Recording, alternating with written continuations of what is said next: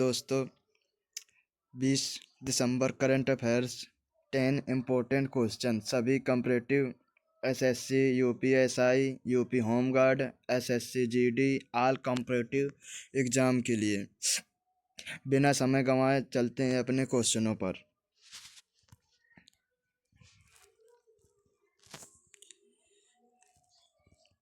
Australia ने हाल ही में बच्चों के लिए सोशल मीडिया के उपयोग की न्यूनतम आयु सीमा क्या निर्धारित की है?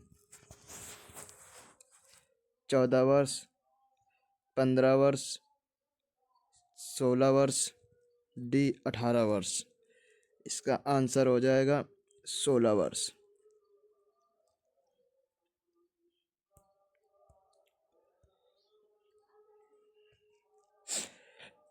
यह कानून बनाने वाला ऑस्ट्रेलिया दुनिया का पहला देश बन गया है। इसमें माता पिता की सहमति होने पर भी 16 वर्ष से कम उम्र के बच्चों को छूट नहीं दी गई है। नियम तोड़ने वाली सोशल मीडिया कंपनियों पर 50 मिलियन ऑस्ट्रेलियाई डॉलर तक का जुर्माना लग सकता है।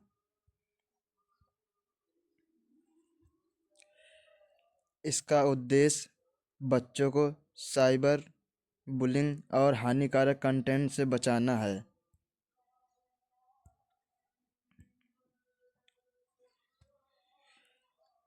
हाल ही में चर्चा में रहा शांति विधेयक किस क्षेत्र में भागीदारी अनुमति देता है?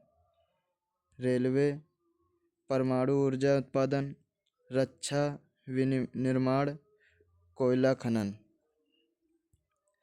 इसका आंसर हो जाएगा ये परमाणु ऊर्जा उत्पादक।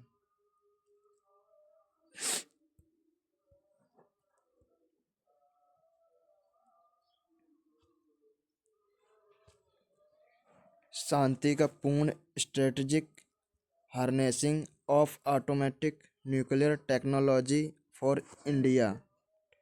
यह विधेयक 1962 ऊर्जा अधिनियम में संशोधन करता है। अब तक केवल NPCIL और भवनी जैसी सरकारी संस्थाएं इस क्षेत्र में थी। इसका लक्ष्य 2047 तक भारत को परमाणु क्षमता को 22,480 मेगावाट तक ले जाना है।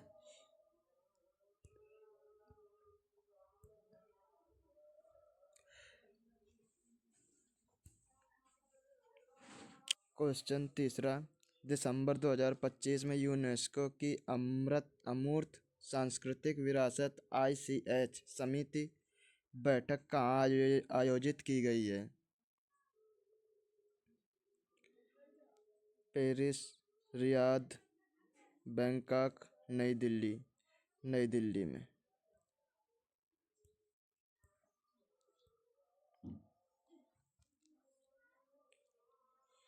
भारत ने पहली बार इस अंतर्राष्ट्रीय समिति की मेजबानी की। भारत के दिवाली त्यौहार को यूनेस्को प्रतिनिधि सूची में शामिल करने पर अंतिम मोहर लगी।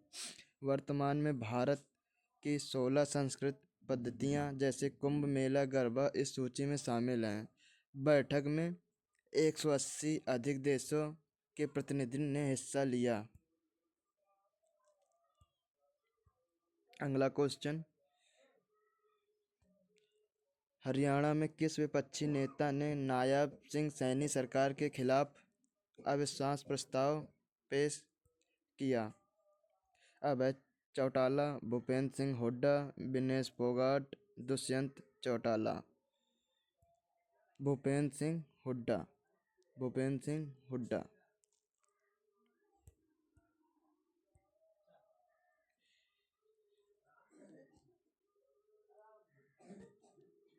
यह प्रस्ताव बेरोजगारी, किसान मुद्दों और कानून व्यवस्था के आधार पर लाया गया। हरियाणा विधानसभा में कुल 90 सीटें हैं, जहां बहुमत के लिए 46 सीटों की आवश्यकता होती है। नायब सिंह सैनी ने मार्च 2024 में मुख्यमंत्री के रूप में शपथ ली थी। संसदीय नियमों के अनुसार अविश्वास प्रस्ताव गिरने के बाद अगले 6 महीने तक दोबारा नहीं लाया जा सकता है। अगला क्वेश्चन, नई रिपोर्ट के अनुसार भारत के 1% अमीरों का राष्ट्रीय आय कितना हिस्सा है? 15%, 22%, 35%, 40%। आंसर हो जाएगा 22%। रिपोर्ट के अनुसार भारत में आय की असमानता ब्रिटिश राज्य के समय से अधिक हो गई है। सबसे निचले 50% भारतीयों के पास कुल राष्ट्रीय आय का मात्र 13% हिस्सा है। शीर्ष 10% आबादी कुल 58% हिस्सा नियंत्रित करती है। रिपोर्ट में संपत्ति वेल्थ टैक्स लगाने का सुझाव दिया गया है। अगला क्वेश्चन, 6 दिसंबर 2025 में आयोजित खेलो इंडिया पैरा गेम्स के तीसरे संस्करण में कौन सा राज्य पदक तालिका में शीर्ष पर रहा है?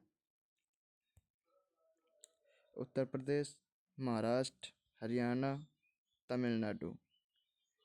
हाल ही में हरियाणा, हरियाणा, हरियाणा।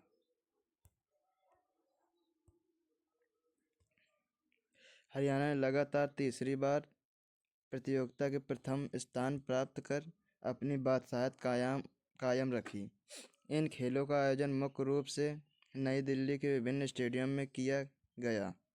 इस वर्ष खेलों पैरा साइकिलिंग और पैरा काइकिंग जैसे नए खेलों का भी शामिल किया गया। इसका मुख्य उद्देश्य दिव्यांग एथलीट को अंतर्राष्ट्रीय स्तर जैसे पैरा ओलंपिक के लिए तैयार करना है। अगला क्वेश्चन, हाल ही में लद्दाख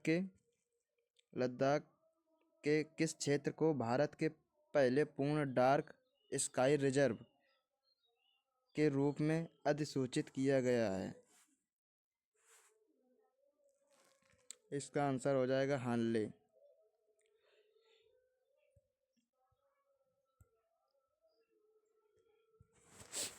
लद्दाख के हानले क्षेत्र को आधिकारिक तौर पर भारत के पहले डार्क रिजर्व के रूप में अधिसूचित किया गया है। इससे हानले डार्क स्काई रिजर्व HDR के नाम से जाना जाता है।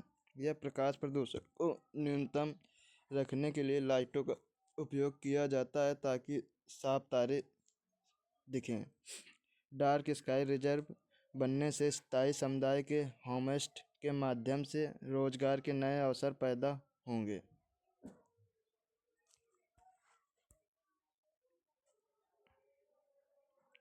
अजरबैजान में संपन्न COP29 सम्मेलन में विकसित देशों ने विकासशील देशों के लिए कितनी वार्षिक जलवायु निधि का लक्ष्य रखा है? $100 million, $250 million, $300 billion, $500 million. Answer हो जाएगा $300 मिलियन। यह सम्मेलन अजरबैजान की राजधानी बाकू में आयोजित किया गया था। विकसित देश 2035 तक सालाना $300 बिलियन की सहायता देने पर सहमत हुए। भारत और कई विकासशील देशों ने इस राशि को अपर्याप्त बताते हुए असंतोष व्यक्त किया। इस निधि का उपयोग गरीब देशों में प्रदूषण कम करने और जलवायु परिवर्तन से लड़ने के लिए किया जाएगा। अगला क्वेश्चन, भारतीय सिनेमा में उत्कृष्ट योगदान के लिए वर्ष 2025 का Dada Saheb Phalke life time achievement पुरस्कार किसे प्रदान किया गया है? अमिताभ बच्चन को, शाहरुख खान को, चिरंजीव को, डी रेखा को। तो दोस्तों हाल ही में चिरंजीव को Dada Saheb Phalke life time achievement पुरस्कार प्रदान किया गया है।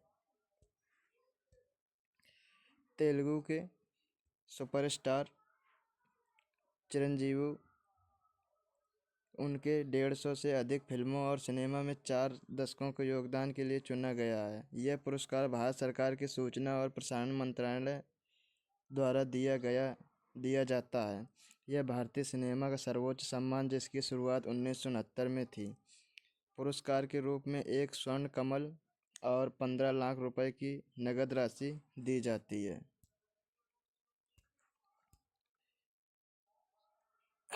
अगला 32वां, 44वां, 52वां, 60वां। इसका राइट आंसर हो जाएगा 32वां।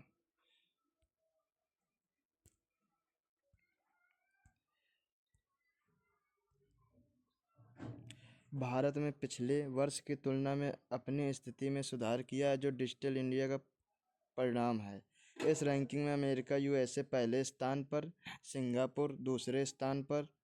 रैंकिंग के 3 मुख्य स्तंभ ज्ञान, प्रौद्योगिकी, भविष्य की तैयारी है। भारत की रैंकिंग में सुधार का मुख्य यूपीआई, आधार जैसे बड़े डिजिटल इंफ्रास्ट्रक्चर का सफल क्रियान्वयन थी। दोस्तों, आज की हमारी क्लास, अगर क्लास अच्छी लगी हो तो शेयर करें, लाइक करें, सब्सक्राइब करें। धन्यवाद।